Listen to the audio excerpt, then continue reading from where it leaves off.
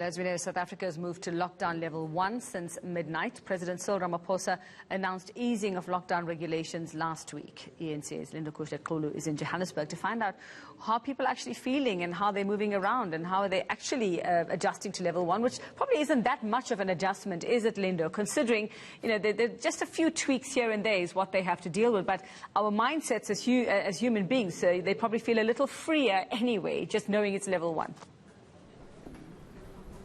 It's all in the mindset, as you rightfully say, Yuveka. We have moved to level 2, and many of the things that have been further relaxed now had already been allowed in level 2. But certainly you're right in saying it's all in the mindset. But there is one thing, the reality on the ground shows that indeed people are now of the understanding that they can get out there. As much as everyone is wearing their mask, as much as everyone is seen sanitizing throughout all of these places, but there is that sense that people now are more out and about than they've ever been in a long time. But we are at the Wanderers taxi rank here, and you'd understand that this is a long distance taxi rank. This taxi rank will take you anywhere in the country, in South Africa, and even further. And we just want to catch up and get a sense of how they've been faring. You'd remember that interprovincial traveling was one of those things that was not allowed in level 3 and level 2, it was then that it was seen. So we just want to get a sense as well, Yuveka, of how they are welcoming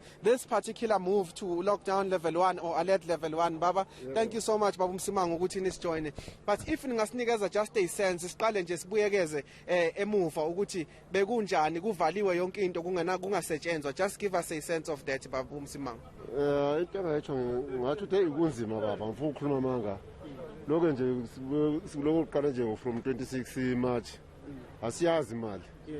Le government ayikasibhekela sibone lutho silibonayo singathi uthi singalibambe singathi silibambile kwamanje. Sikhuma kanje nje le moto zethu ama-safe expire, ama-permit expire day valid. Imoto simtheli expire asazi saqala kuphi njengoba nje singena ku level 1. Kuthi bayasivumela mbe bavumela ubusinessman ukuthi indaba ngathi asizwa kahle. Ungathi bathi bavulela ubusinessman thina ke singama cross border siyala etsho ba ngabo businessman bahamba amafama thina ke sihamba ngama cross border yama taxi yenza kanjani into engayitsho ngokwamanje. Yeah, but there's also issue baba capacity ukuthi 70% ekufanele ingene ema-taxini, particularly lawa long distance. Yini enikuthembayo njengoba simuvela ku level 1 baba? La capacity ngathi izasihlukumeza especially thina ke abama cross border ngoba imali vele nje imali ngathi nje 70% kuthi uthi imali yepetrol kula imali esalayo. Kulama toll gate kulama insurance kulani kuthi uthi ngezinye indlela kumele sikhuphule imali zethu zama taxi zibe phezulu ukuze sikwazi ukuthi sikwazi ukuthi la survive futhi. That la besicela ukuthi government isibhekele especially kuma permit ngangcono ibisela ama permit lapha ekhona sikwazi ukuthi sibheke la siluse ama CF lemthelo sikwazi ukuthi njalo besicela ukuthi government ingasuspend imoto zethu ezinye nxa ukuthi awukhokha ngenye imoto ukwazi ukuthi sizofika isikhathi sokuthi lathi sivuke. Babu Msimango, ngiyabonga kakhulu ukuthi ukhulume nathi. But Babu Msimango there, Yuveka, just very quickly explaining to us that since the hard lockdown until level 3, they were not making any money, and now coming back from that, they now have to adhere to the 70% capacity. But more so speaking about some of the things that are seemingly a backlog now, saying that the permits, they were not able to renew some of those, and they are appealing to government that all of those things be taken under consideration, and saying that one of the possibilities they might look at is, of course, the increment of fares, particularly if the 70% capacity remains. But some of the issues around this, as level 1 kicks off and as many people seemingly now are starting to move around, not just locally, but interprovincially and even nationally. All right, Lindokuhle, thanks so much. Just keeping an eye on what's happening on the ground as we settle into level 1 lockdown. Is up and about in Joburg. Let's take you to the mother city now, where eNCA's Ronald Masinda is on the streets of Cape Town, finding out as well how people are feeling about the move to level 1 from today, just 6 months since the inception of the lockdown in the country. Ronald, what is the latest you've got to us? Earlier, you were speaking to the MEC for Transport. Yes, I spoke to the MEC of Transport earlier, Bradan, who spoke about the challenges faced in the transportation sector.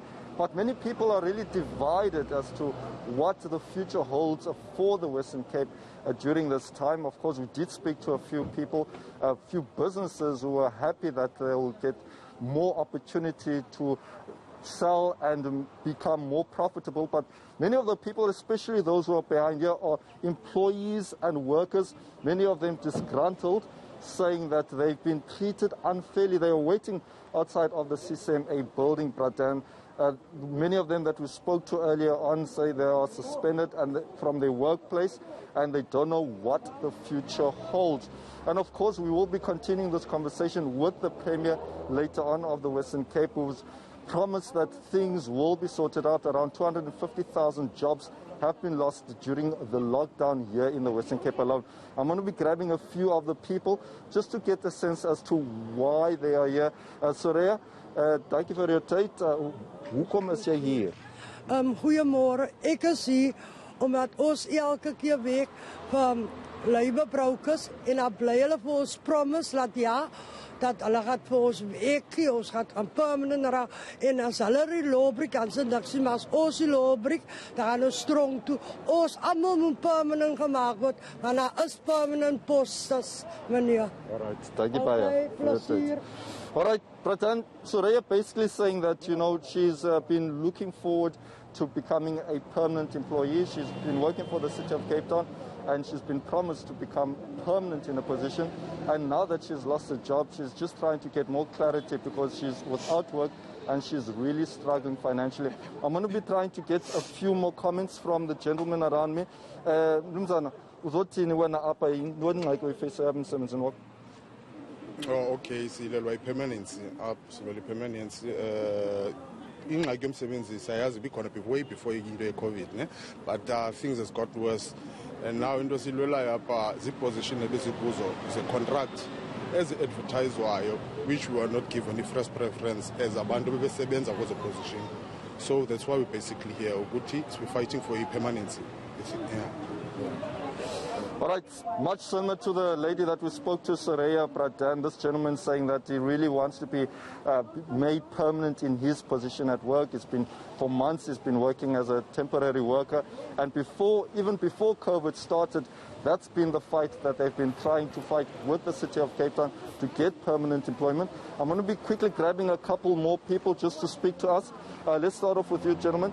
I spoke to you earlier on. The Western Cape government has said that 250,000 jobs have been lost during this time. What would you like to hear, going forward so that people's lives can be improved? Yeah, look here, I have an honours degree in environmental and water science. I've been applying, especially for the Western Cape government, for the past 7 years now, trying to get in. So I would like to see more jobs being availed to us. Like now, I've been working for the city of Cape Town now for 2 years. We are now in this case where we are trying to get permanent. They should make more permanent jobs for our people. Also, we are fighting against other provinces. The scarcity of the jobs is already high, and now we're fighting against people from Mpumalanga, people from Eastern Cape. So it's not just a fight for jobs because we lost it during the COVID period, but also just a general fight that we are competing for jobs in the Western Cape, like even with the colour barrier, we are fighting. So I'm hoping to see more jobs being open and more permanent positions and not temporary positions as I've been working for this period. All right, thank you so much for your time. Well, the situation really dire here, Pratan. Of course, people echoing that sentiment that they need to see more permanent employment created here in the Western Cape. We do know that the Western Cape government has promised that over the next 100 days or so, that thousands of jobs will be created. They've mapped out a rescue plan in order to get people who are really in dire need for jobs, to get them jobs during this time. Of course, that is a conversation that I will continue later on at about 11 o'clock when I speak to Alan Windy. Thank you very much. On the ground in Cape Town, Ronald Masinda.